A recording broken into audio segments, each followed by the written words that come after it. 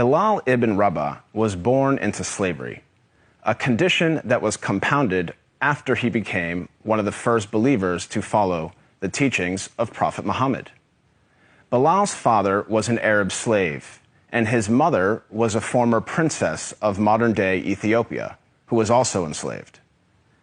Bilal was ruled by a master who punished him for his conversion to Islam. He dragged Bilal around Mecca, encouraging people to mock him. He even tried to force him to renounce his faith by placing a large rock on his chest and pinning him on the ground. But far from renouncing his faith, Bilal showed a defiance and strength in the face of persecution and violence. Impressed by Bilal's steadfastness to the Islamic faith, Prophet Muhammad sent one of his closest friends, Abu Bakr, to pay for Bilal's freedom. Once freed, Bilal rose to prominence in the early Muslim community. Prophet Muhammad appointed him to serve the mosque by using his melodious voice to call the believers to prayer.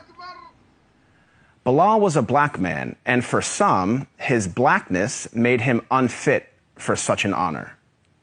On one occasion, a companion of the Prophet, a man named Abu Dar, disparagingly said to Bilal, "You son of a black woman." This drew a swift rebuke from Prophet Muhammad. "Are you taunting him about his black mother?" asked the Prophet. "There is still some influence of ignorance in you." The ignorance the Prophet identified was rooted in the misguided view that a person's race reflects his or her moral character or social status. In fact, the Prophet's message of racial equality stood in stark contrast to the prevalent racial animosities of 7th century Arabia. Scholars refer to the period prior to the advent of Islam as Jahiliyyah, a time of ignorance, which included racism. Arguably, Prophet Muhammad was the first person in human history to declare, in no uncertain terms, that no person is above another by virtue of race or ethnicity. This declaration is crystallized in one of the Prophet's notable speeches, his last sermon, as it is known, which was delivered on Mount Arafat in 632 AD. In that sermon, the Prophet unequivocally condemned racism when he said, "All mankind is descended from Adam and Eve. An Arab has no superiority over a non-Arab, and a non-Arab has no superiority over an Arab. A white person has no superiority over a black person, nor a black person has any superiority over a white person, except by piety and good action." Ever since then, Prophet Muhammad's teachings on racial equality have inspired human beings to strive for racial equality and justice for all. Consider the life of Al-Hajj Malik al-Shabazz, more commonly known as Malcolm X, the black Muslim civil rights leader who battled racism in the 1950s and 1960s.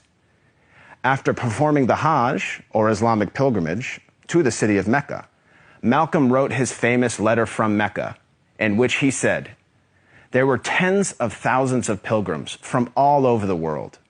They were of all colors, from blue-eyed blondes to black-skinned Africans.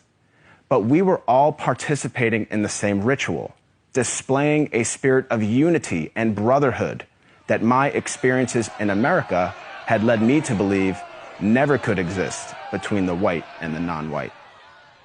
He added that he had never before seen sincere and true brotherhood practiced by all colors together, irrespective of their color. The Hajj for Malcolm represented a shift away from racism and towards racial equality. The teachings of Prophet Muhammad encouraged all people to strive towards anti-racism, which is quite different than simply non-racism. While non-racists do not openly express prejudiced views, they also do not work to dismantle racism in any given society. The Prophet of Islam actively challenged and dismantled the covert, the overt, and the systematic racism around him. He identified racism as a symptom and identified its root cause as arrogance in the human heart. As our world becomes more and more diverse and interconnected, it is imperative that we strive to follow the teachings of Prophet Muhammad. I am not a Muslim myself, but I have to say that I am deeply inspired by the anti-racism of Prophet Muhammad, because he showed that a person is distinguished over another not by race, but rather by the quality of one's character and conduct. I am Craig Considine for the Amir Stein Center.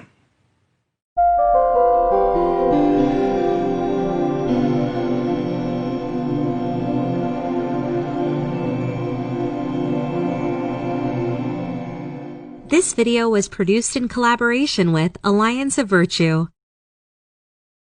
If you want to see more content like this, make sure to like, share, subscribe, and hit the bell notification so you don't miss any new videos.